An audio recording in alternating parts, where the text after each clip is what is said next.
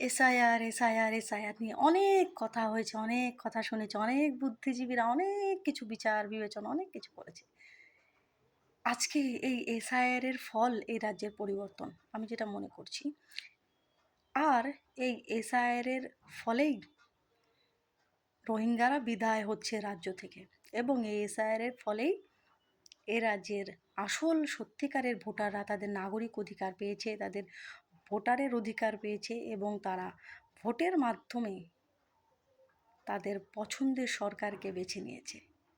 এই তো চাই একজন সাধারণ জনগণ তার নিজের ইচ্ছাতে নিজের পছন্দের সরকারকে বেছে নেবে।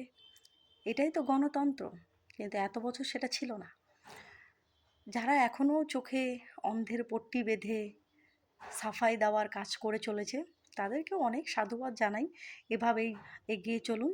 কারণ ওই বলে না যে সমাজে তো শুধু ভালো গাছ থাকবে, ভালো মানুষ থাকবে, ভালো কিছু হবে, সেটা তো নয়। ওই নোংরা কাটা গাছ, আবর্জনা এসবও থাকে। তবে সেগুলোকে পরিষ্কার করতে হবে, আস্তে আস্তে পরিষ্কার করতে হবে, অবশ্যই পরিষ্কার হবে।